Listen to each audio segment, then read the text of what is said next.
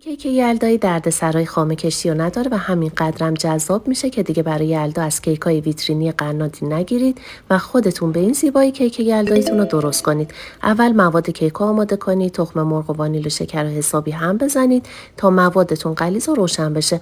بعد روغن و شیر رو اضافه کنید و در آخرم آرد و بیکینگ پودر رو کم کم اضافه کنید که یک دست بشه. حالا نصف کمتر مواد رو توی ظرف دیگه بریزید، رنگ خوراکی سبز رو بهش اضافه کنید، یه قاشق ازش بردارید و رنگ سبز رو پررنگ‌تر کنید. به مابقی مواد رنگ قرمز اضافه کنید و تو قالب گردتون بریزید. یه سیخ چوبی داخلش بچرخونید، چند تا ضربه بزنید و داخل فر قرار بدید. کف سینی رولت که کاغذ روغنی انداختید، اون یه قاشق مواد کیک سبز پررنگ‌تر بود، به کمک قیف باهاش طرح خطای هندونه رو بندازید، 2-3 دقیقه بذارید داخل فر، بعد در بیارید و رنگ سبز روشن رو روش بریزید. دوباره داخل فر قرار بدید و بعد از پخت هر دو کیک از قالب جدا کنید، کاغذ روغنی ازشون بردارید و کیک قرمز رو به هر تعداد لایه‌ای که خواستید برش بزنید. حالا لایه اول کیک رو بذارید، روش رو با کمی شیر مرطوب کنید، یه لایه خامه بزنید و دوباره کیک رو روش قرار بدید.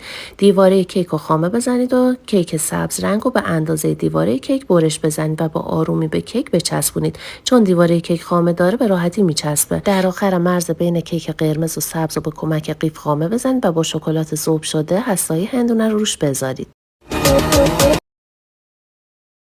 دوستای عزیزم سلام. یه کاپ کیک یلدایی راحت و خوشمزه، اونم بدون فر، تخم مرغ، وانیل و شکر رو با هم مخلوط میکنیم و خوب با همزن میزنیم. روغن مایه و شیر رو هم اضافه میکنیم و هم میزنیم. آرد و بیکینگ پودر رو با هم مخلوط میکنیم و الک میکنیم و طی 3 مرحله به مواد اضافه میکنیم و با لیسک هم میزنیم.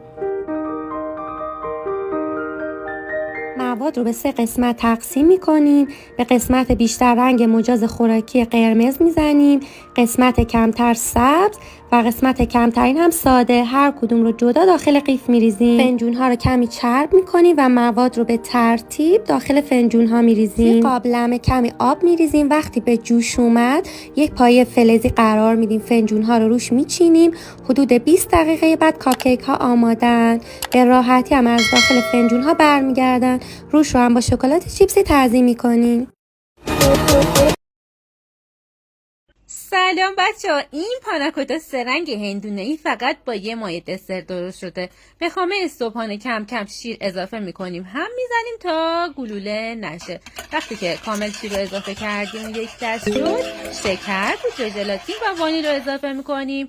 همین میذاریم روی حرارت، هم میزنیم تا پودر ژلاتین و شکر حل بشه. بلافاصله که حل شد خاموش میکنیم، میذاریم کنار.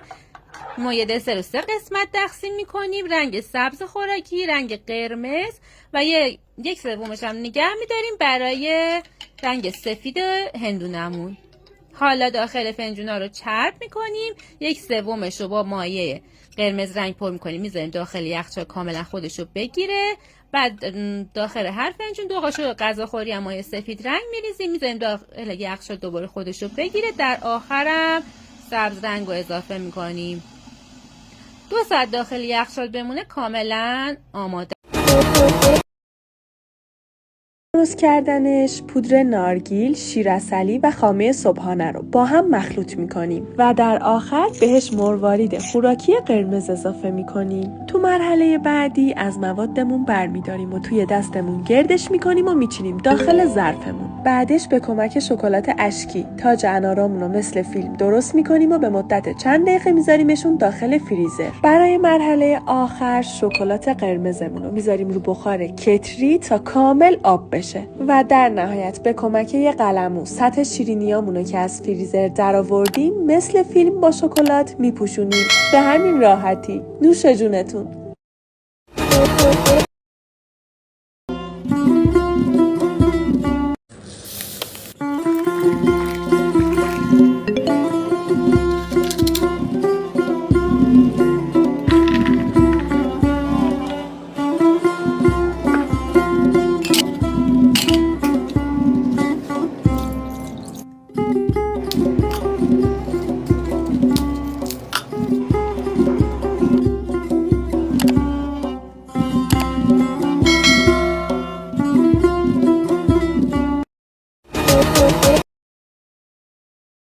میدونم که تا شب یلدا هنوز خیلی مونده، ولی من براتون یه ایده ساده و جذاب دارم که هم خودتون هم مهموناتون عاشقش میشید. پس سیوش کن که واسه شب یلدا دنبالش نگردید. سیب و حلقه‌ای برش میدیم، وسطشو خالی میکنیم و میزنیم سر سیخ چوبی. بعدش تو شکلات بنمایی شده میزنیم. من از 2 رنگ شکلات استفاده کردم که بتونم آخر سر تزیینش کنم. آخر سر هم دونای انار روش بریزین و بزنین تو یخچال. بازم ایده جذاب میخوای حتما پیجمو فالو کن.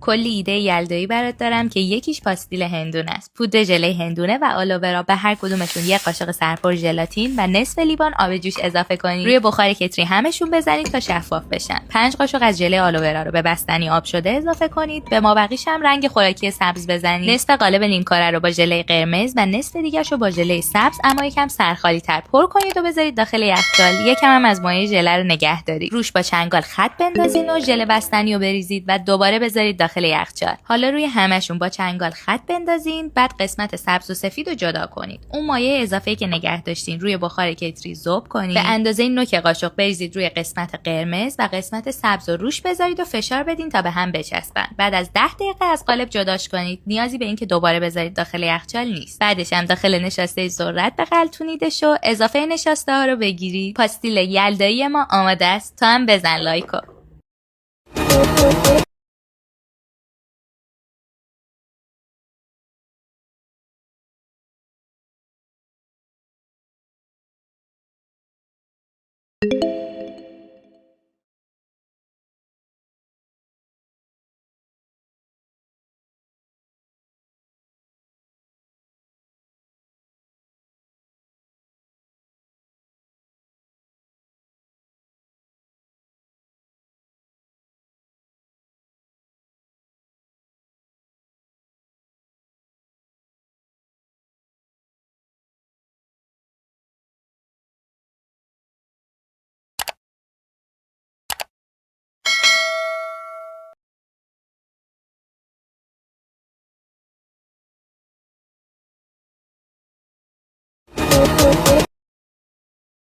هزینه این دسر فقط 100,000 تومنه، اما بهش میخوره کلی گرونتر باشه.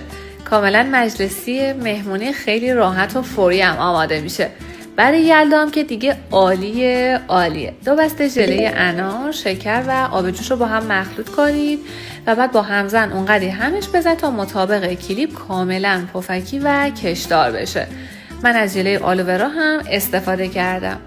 بعد از این مرحله مواد که آماده شد توی ظرفای مورد نظرتون یه کمی نشاسته علک کنید، نارگیل هم بریزید، مواد داخلش بریزید. روشو هم به سلیقه خودتون دیزاین کنید و بذاریدش توی یخچال تا خودش رو بگیره.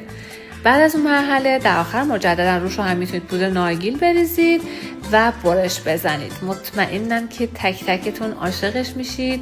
دیگه مواد خاصی هم لازم نداره، با یه قلم آماده میشه. خیلی هم بی‌هزینه است. حتما سیوش کنید و امتحان کنید.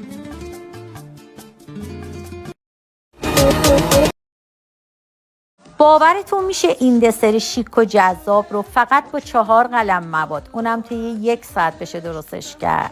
بافت این دسر جذاب کاملا لرزون و خامه‌ایه. یک گزینه مناسب برای شب یلدا. همه پسندن و همه عاشقش میشن. درست کردنش هم خیلی راحته. فقط کافیه 2 بسته ژله انار رو با 2 لیوان آب جوش ترکیب بکنید. وقتی که حل شد 1.5 لیوان آب سرد رو هم بهش اضافه بکنید و بذارید کنار. حالا 2 تا انار درشت قرمز و آبدار رو دون بکنید.